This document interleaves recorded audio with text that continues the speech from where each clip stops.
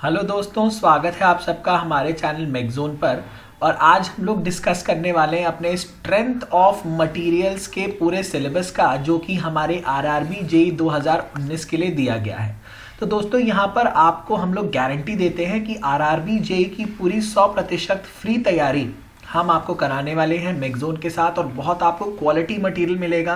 कोई भी चालू या फर्जी वाला नहीं है हमारे चैनल पे। जैसा कि आपको सब पता है कि डेली बेसिस पे हम लोग करंट अफेयर्स, ज्योग्राफी के क्वेश्चंस लाते हैं। बहुत जल्दी हम लोग अपना हिस्ट्री, इकोनॉमी और पॉलिटी भी शुरू करने वाले हैं।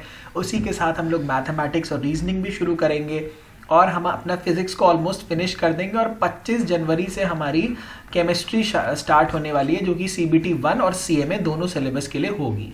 और दोस्तों, सबसे इंपॉर्टेंट बात यह है कि हम लोग यहाँ पर जो अपना मैकेनिकल का टेक्निकल सेक्शन है वो गेट के बाद शुरू कर देंगे ऑलमोस्ट 3 या 4 फरवरी से, और वो हम कवर करेंगे अपना RK जैन और RS खुरमी में से। तो ये 2 बुक्स हम लोग कोशिश करेंगे जितने मैक्सिमम से मैक्सिमम क्वेश्चंस हो सके। कम से कम मैं बात करूं तो दोस्तों 80 से 85% प्रॉब्लम्स हम लोग यहाँ से कवर करेंगे।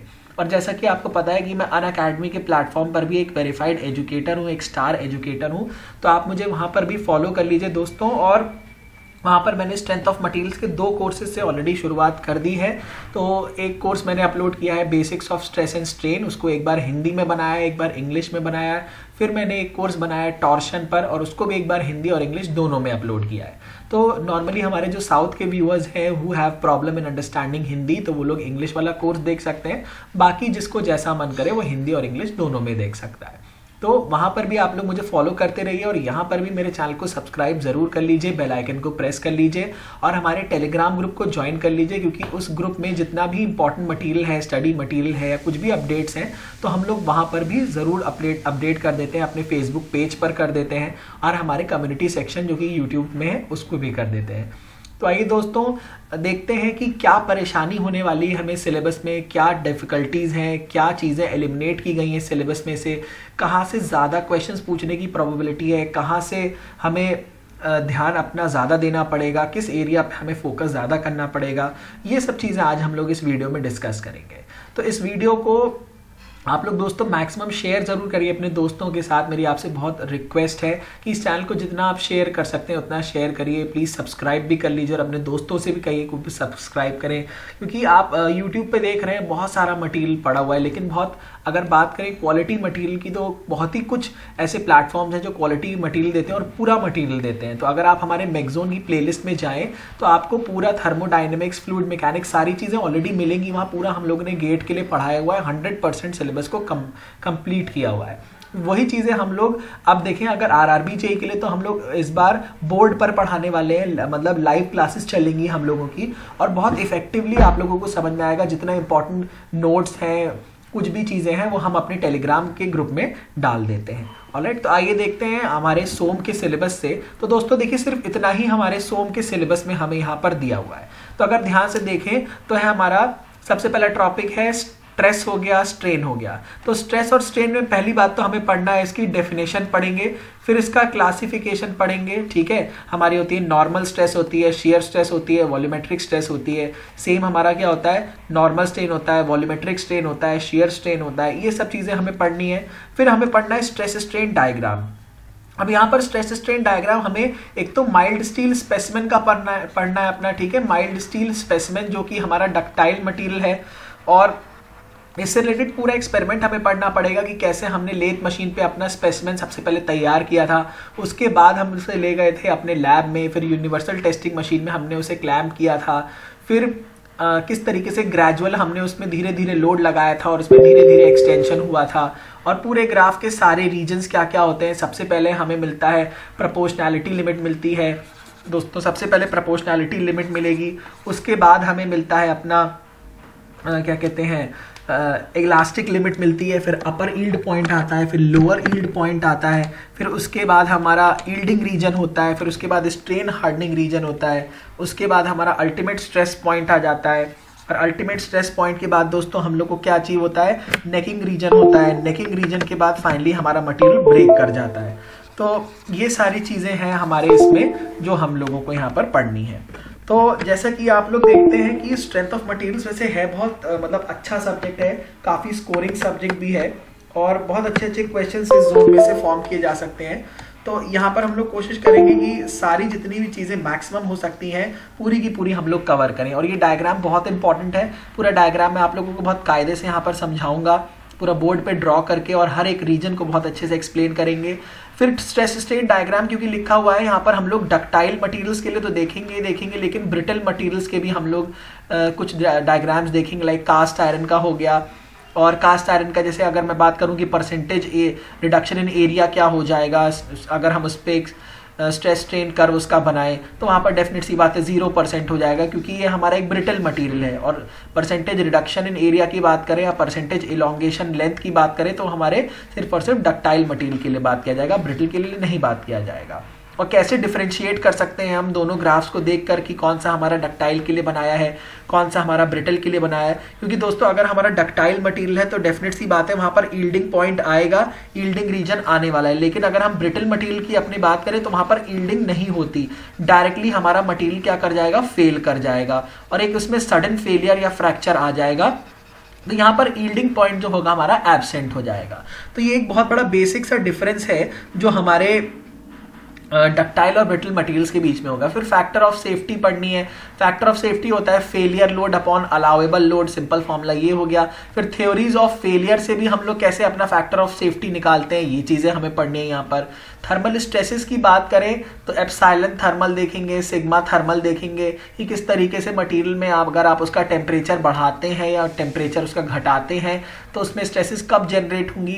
डेफिनेट सी बात है स्ट्रेसेस सिर्फ तभी जनरेट होती हैं जब उसको हमने दोनों तरफ से बंद कर दिया हो या कन्फाइंड कर दिया हो, उसे एक्सपेंशन या कॉन्ट्रैक्शन को हम रेस्ट्रिक्ट कर रहे हो, तभी हमारी थर्मल स्ट्रेसेस जनरेट होंगी। फिर स्ट्रेन एनर्जी देखनी है हमें, टॉर्शन के केस में क्या होती है, बेंडिंग मोमेंट के केस में क्या हो जाती है, applied load, gradually applied load के केस में क्या हो जाती है।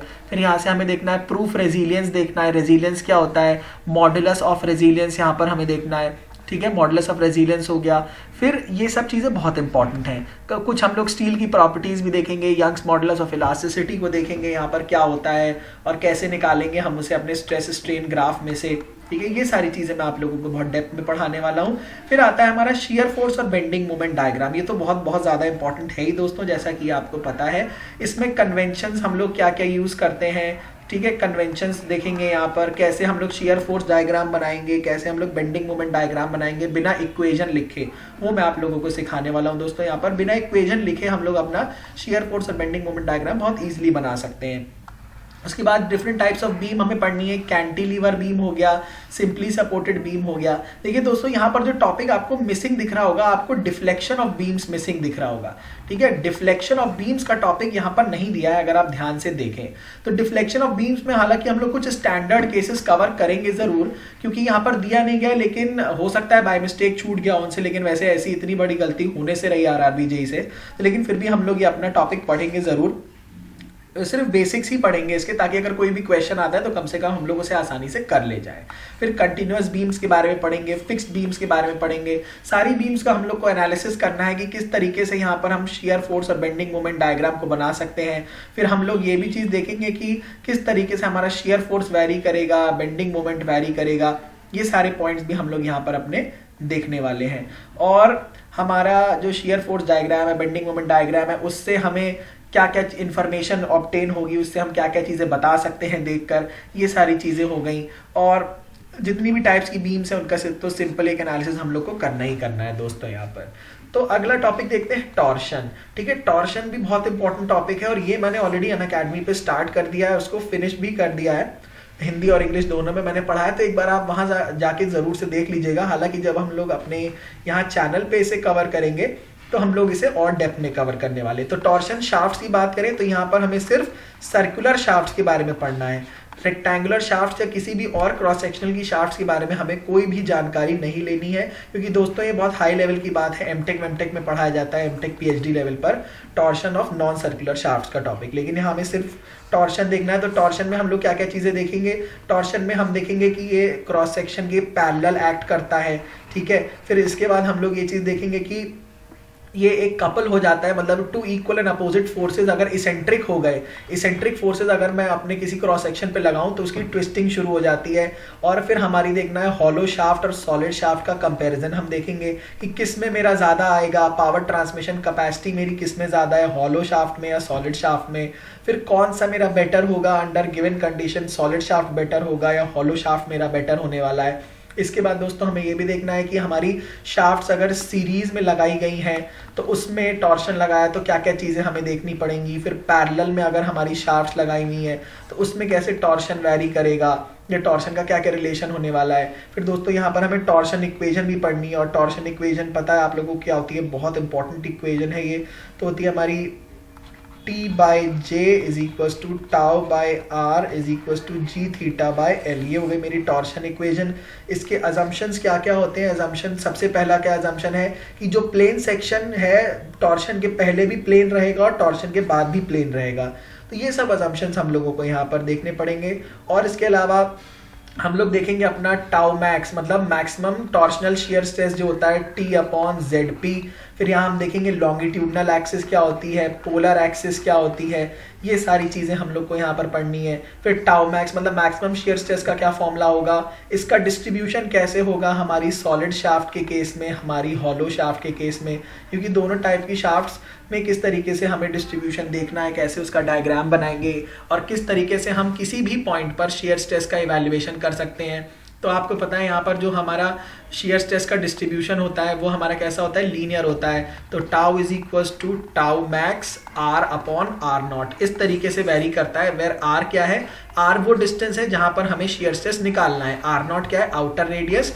टाउ मैक्स की वैल्यू आपको पता है T/ZP। ZP होता है पोलर सेक्शनल मॉडुलस, और पोलर सेक्शनल मॉडुलस मेनली आपका क्या चीज कंपेयर करते हैं हम लोग इसको यूज करके, टॉर्शनल स्टिफनेस कंपेयर करते हैं T/थीटा। थीटा किसकी मतलब यूनिट क्या होगी दोस्तों, यहाँ पर ये रेडियन में होता है, कॉस थीटा होता है तो वो थीटा वहां पर हम लोग डिग्री में लिखते हैं। ये सब चीजें हमें यहाँ पर पढ़नी है। फिर देखें दोस्तों यहाँ पर और कौन सा टॉपिक मिसिंग है, वो है एक हमारा कॉलम्स का टॉपिक। ठीक है, कॉलम्स का टॉपिक भी यहाँ पर मिसिंग है, हालांकि वो बहुत छोटा सा चैप्टर ही है लेकिन यहाँ पर वो मिसिंग है। तो हम लोग कोशिश ये करेंगे कि लगभग आधे घंटे में जो हमारे टॉपिक्स नहीं, आधे एक घंटा जितना भी मतलब परमिसिबल हो उतना देकर हम लोग उन टॉपिक्स को भी एक बार तिरछी निगाहों से देख जरूर लेंगे, ताकि अगर एग्जाम में आ जाए तो हम उसे छोड़े नहीं। फिर दोस्तों हम लोग को स्प्रिंग्स भी पढ़नी है। देखिए स्प्रिंग्स भी आपका अच्छा खासा टॉपिक है, स्प्रिंग्स भी हम लोग को पढ़ना पड़ेगा। यहाँ पे स्प्रिंग्स में डिफ्लेक्शन का फॉर्मूला, फिर स्प्रिंग्स में हमारा कैसे कैसे हम लोग अपने पैरामीटर्स इवैल्यूएट करेंगे, ये सब चीज़ें देखेंगे। फिर थिन सिलेंड्रिकल शेल्स हो गई हमारी। थिन सिलेंड्रिकल शेल्स में हमारी देखिए स्पेरिकल शेल्स नहीं दिया हुआ है, सिलेंडर ही दिया हुआ है, तो दोनों ही हम लोग पढ़ लेंगे, कोई बहुत बड़ा टॉपिक है नहीं दोस्तों यहाँ पर। तो थिन सिलेंडर्स की बात करें तो यहाँ पर सिग्मा हूप स्ट्रेस आएगी, एक सेकेंड, सिग्मा हमारे क्या क्या आएगा यहाँ पर, सिग्मा हूप स्ट्रेस आएगी, सिग्मा लॉन्गिट्यूडनल आएगा, फिर हूप स्ट्रेन आएगी, फिर लॉन्गिट्यूडनल स्ट्रेन आएगा, फिर हमारा वॉल्यूमेट्रिक स्ट्रेन निकाला जाएगा, फिर थिकनेस निकालेंगे। ये सब चीज़ें यहाँ पर हमें पढ़नी है अपने थिन सिलेंड्रिकल शेल्स में। ठीक है, ये सब चीज़ें हम लोग कवर करेंगे। फिर अगर बात करें स्पेरिकल में, तो स्पेरिकल में हमारी सिग्मा हूप और सिग्मा लॉन्गिट्यूडनल दोनों बराबर हो जाती है, होती है PD/4T के बराबर। तो ये सब चीज़ें फिर हम यहाँ पर पढ़ेंगे। यहाँ पर मेजर टॉपिक्स जो नहीं है दोस्तों वो कॉलम्स नहीं है हमारा, और डिफ्लेक्शन ऑफ बीम्स नहीं दिया हुआ है। उसके अलावा ऑलमोस्ट सारी चीज़ें यहाँ पर, थ्योरी ऑफ फेलियर भी नहीं दिया हुआ है। देखिए थ्योरी ऑफ फेलियर भी एक बहुत बड़ा टॉपिक है, वो भी नहीं दिया हुआ है। तो ये जो टॉपिक्स हमारे नहीं दिए हैं कोशिश करेंगे हम उन्हें बहुत ब्रीफ में एक बार कवर ज़रूर करेंगे, क्योंकि कहीं ना कहीं वो चीज़ें रिलेटेड इससे ज़रूर होती हैं, तो उनकी ज़रूरत हमें पड़ सकती है टॉपिक्स में, या दूसरे टॉपिक को समझने के लिए हमें यहाँ पर कुछ टॉपिक्स को समझना पड़ेगा। तो दोस्तों ये जो भी टॉपिक्स आपको दिए हैं ये सारी चीज़ें हम लोग कवर कराएंगे, और बहुत इलेबोरेटली कवर कराएंगे। मैक्सिमम प्रॉब्लम्स को हम लोग कवर करेंगे यहाँ पर, और प्रॉब्लम्स को कवर करेंगे हम लोग अपनी 2 बुक्स से, जो कि होने वाली है हमारी RK जैन और RS खुरमी। तो हम लोग का टारगेट जो मिनिमम है कि अगर हम लोग 100% ना कर पाएँ तो कम से कम 80 से 85% भी अगर हमने पूरी बुक सॉल्व कर ली दोनों की दोनों, तो भी ये बहुत बड़ा एक अचीवमेंट हो जाएगा। और मान के चलिए जो हमारे एग्जामिनेशन में क्वेश्चंस का लेवल होगा वो बिल्कुल इन 2 बुक्स से ही सिमिलर होने वाला है। कई बार आपको डायरेक्ट क्वेश्चंस भी उठाकर मिल सकते हैं हमारे RK जैन और RS खुरमी में से।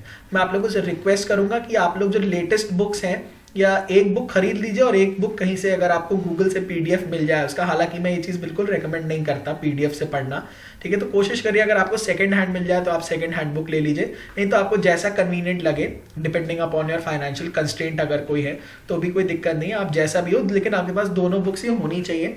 हम लोग साइमल्टेनियसली दोनों बुक्स के ही क्वेश्चन सॉल्व करवाएंगे और पहले हम लोग थ्योरी पढ़ेंगे, उसके बाद हम लोग क्वेश्चन यहाँ पर सॉल्व करने वाले हैं, ठीक है। तो देखिए ये पूरे सिलेबस का एक मोटा मोटा एनालिसिस हम लोगों ने आपको यहाँ पर बताया और ये भी बताया कि कौन से टॉपिक्स हमें नहीं पढ़ने हैं। अब दोस्तों यहाँ पर देखिए मशीन डिज़ाइन नहीं है हमारा, ठीक है, मशीन डिज़ाइन नहीं है, टोम हमारा नहीं है, तो काफ़ी बड़े बड़े सब्जेक्ट तो उन लोगों ने पहले से ही हटा दिया हमारे मैकेनिकल में से, क्योंकि अगर गेट की बात करें तो गेट में तो पूरा मैकेनिकल आता है। यहाँ इंजीनियरिंग मैथ्स भी आपको नहीं पढ़नी है, ठीक है, इंजीनियरिंग मैथ्स नहीं है, मशीन डिज़ाइन नहीं है, टोम नहीं है, काफ़ी चीज़ें हैं जो हम लोग को नहीं पढ़नी है, ठीक है। पावर प्लांट भी नहीं है, कुछ एक आध टॉपिक्स हैं लेकिन पूरे तरीके से आपको पावर प्लांट भी नहीं पढ़ना है। यहाँ पर पावर प्लांट एक्चुअली है ही नहीं हमारे आरआरबी जेईई में, तो बहुत देखें तो बहुत लिमिटेड सिलेबस यहाँ पर डिफाइन किया गया और बहुत अच्छा चांस है कि आप अगर अच्छे से पढ़ के जाएंगे, क्वालिटी मटेरियल अगर आपको दिया जाए और बहुत अच्छा स्टडी मटेरियल आपके पास हो, अच्छे क्वालिटी के लेक्चर्स आपके पास हो और थरर प्रैक्टिस आपको करवाई जाए प्रॉब्लम्स की आर के जैन, आर एस खुरमी जैसी अच्छी बुक्स में से, तो डेफिनेट सी बात है दोस्तों कि आप बहुत अच्छे मार्क्स ला सकते हैं, बहुत अच्छा स्कोर ला सकते हैं अपने इस एग्जामिनेशन में।